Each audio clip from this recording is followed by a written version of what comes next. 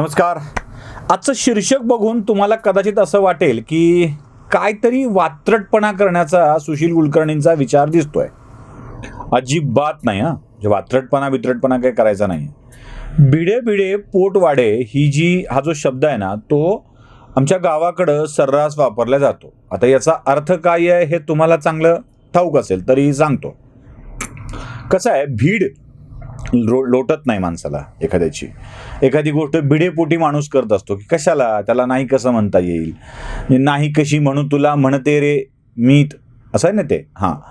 तर ते तसं होतं. म्हणजे नाही कसं म्हणायचं या भिडेपोटी भीड लोटली नाही म्हणून बऱ्याच गोष्टी माणसं करत असतात. अगदी काही प्रेमिकांच्या बाबतीतही असंच होतं. भीड लोटत नाही, त्याला नाही म्हणता येत नाही, म्हणून शरीर संबंध होतात आणि त्यातून पोट वाढू लागतं. आता या भीड न लोटल्यामुळं वाढलेल्या पोटाला जगासमोर मात्र मांडता येत नाही, म्हणून भिडे भिडे पोट वाढे अशी ती म्हण आहे. आता ही मी ज्या भिडेंच्या बाबतीत वापरणार आहे ना, तिथे सुद्धा अशीच स्थिती आहे. भीड लोटत नाही, गप्प बसून राहतात, म्हणून बदनामी होत राहते.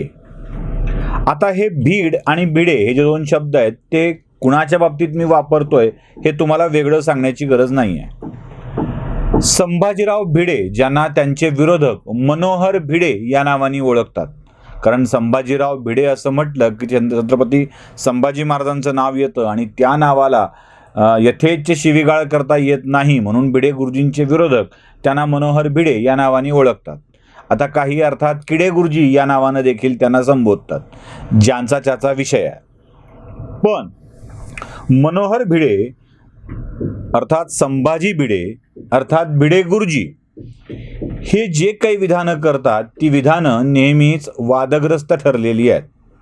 आता भीड लोटत नाही हा जो शब्द मी वापरतोय तो कसा आहे ते तुम्ही समजून घ्या.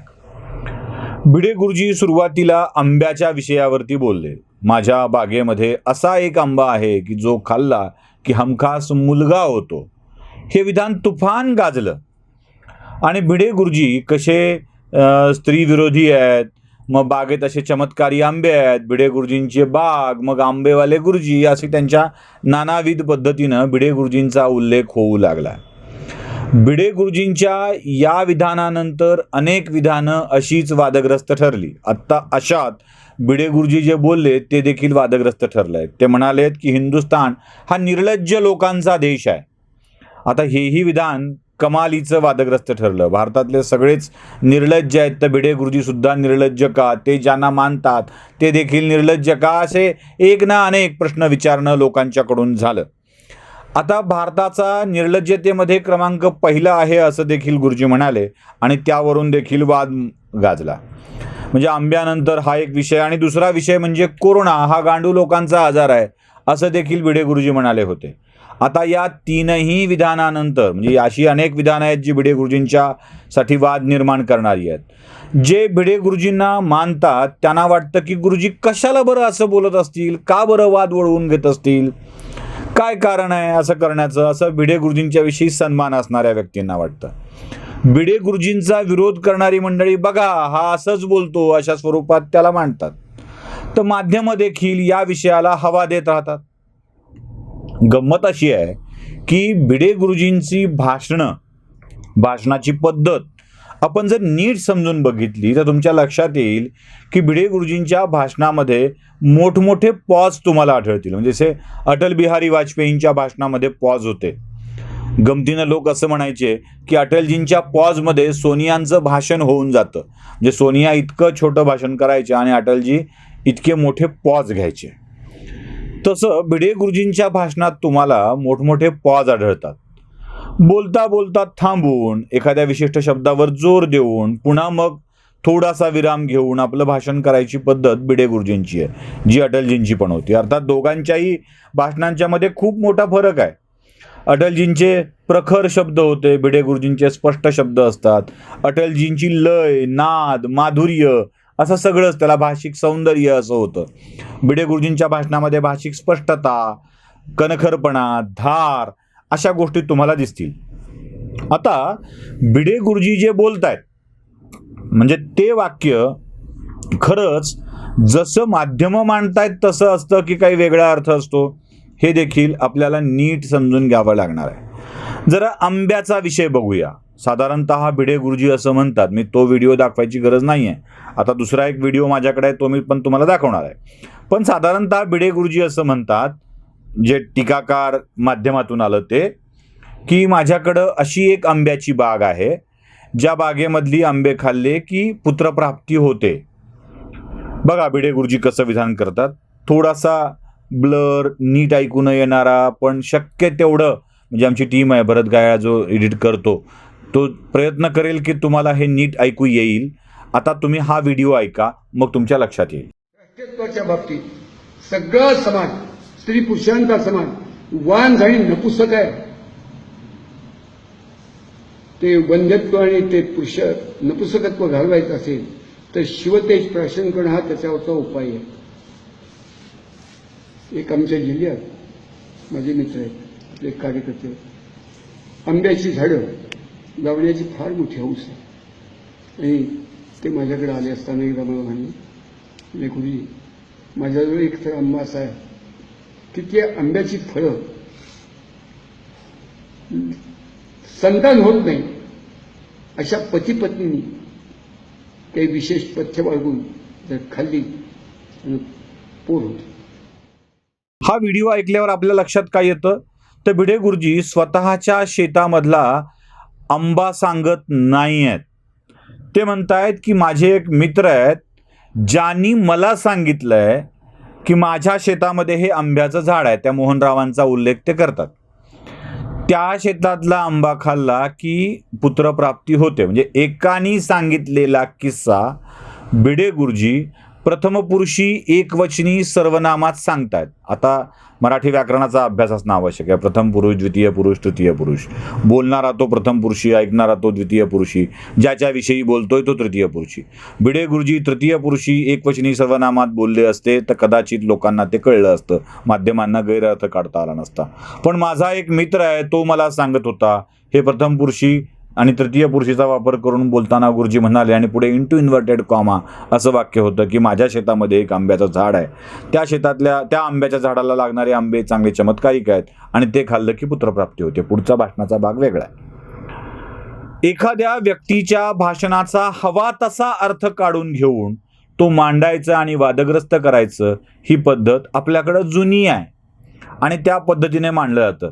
ते राहुल गांधींचं भाषण नाही का, मेरे पास एक ऐसी मशीन है, इधर से आलू डालूंगा, इधर से सोला निकलेगा.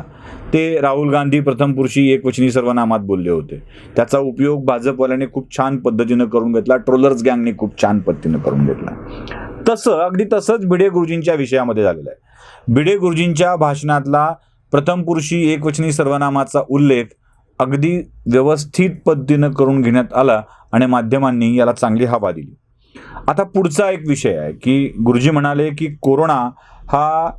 कोरोनामुळे मरणारी माणसं जगण्याच्या लायकीची नसतात. खरं तर या विधानाकडे जरा वेगळ्या अर्थाने बघायला पाहिजे. ज्यांना जो डर गया वो मर गया हे कोरोनातलं आहे, गणित आहे. म्हणजे ज्यांना खूप घाबरला, ज्याला जगण्याची इच्छा संपली, तो माणूस मेलाय, हे सर्व श्रुत आहे. म्हणजे मी कोरोनाबाधित होतो, अर्थात कोरोनाबाधित झाल्यावर मरणाच्या दारातून मी परत आलो. जेव्हा मी घाबरलो होतो तेव्हा माझा कोरोना वाढला होता आणि जेव्हा मी घाबरलो नव्हतो, जेव्हा मी त्या भीतीतून बाहेर आलो तेव्हा माझा कोरोना दुरुस्त झाला होता. माझा अनुभव तुम्ही खूप छान पद्धतीनं सांगितलेला आहे. म्हणजे माझी भीती, माझ्या मनात भीती कोण वाढवली हे पण मी तुम्हाला सांगितलेलं आहे. माझी भीती हेच कारण होतं मला कोरोना वाढण्याचं. ज्याला जो खूप घाबरला ना तो गेलाय, ही वस्तुस्थिती आहे. आणि त्यामुळं ज्याला भीती वाटली तोच मरतो, हेच गुरुजींनी त्या आपल्या पूर्ण भाषणातून सांगितलेलं आहे. असाच तो सगळा अर्थ आहे. आता पुढे एक मोठी गोष्ट काल गुरुजी बोलून गेले आणि ती अशी होती की भारत हा निर्लज्जांचा देश आहे. जगात दुसऱ्या क्रमांकाची आपली लोकसंख्या.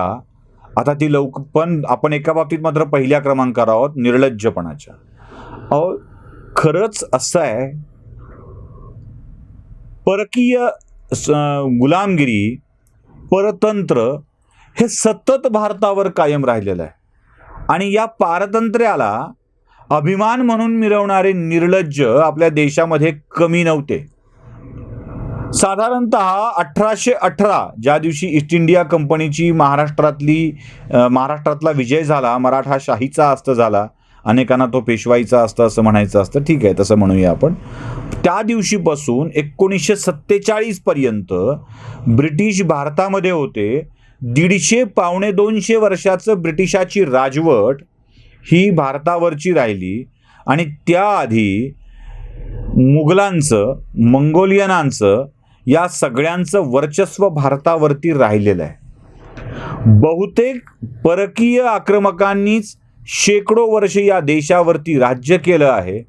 आमच्या देशातली गुणवत्ता आम्हाला खरी वाटत नाही आणि दुसऱ्यांनी ती आणल्यावर मात्र आम्ही ती खरी समजू लागतो.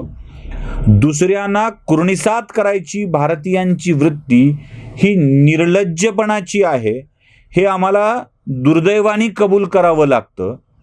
म्हणजे या देशात जेव्हा पिलाई नावाचा माणूस गवतापासून पेट्रोल तयार करता येतं असं सांगत होता, तेव्हा त्याला आम्ही मूर्ख समजत होतो.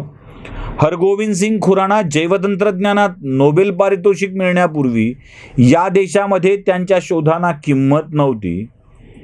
आमच्या देशातल्या ज्ञानाला, प्रतिभेला आमच्याकडं किंमत नसते.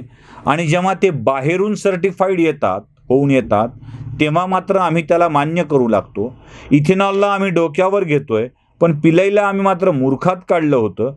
हरगोविंद सिंग खुरानांना आम्ही मान्य केलं नाही, पण त्याने अमेरिकेचं नागरिकत्व घेऊन नोबेल पारितोषिक मिळालं की मात्र आम्ही त्यांचं महत्त्व ओळखू लागलो. आमच्याकडच्या अनेक चांगल्या लोकांनी विदेशात जाऊन नाव कमावलेलं आहे.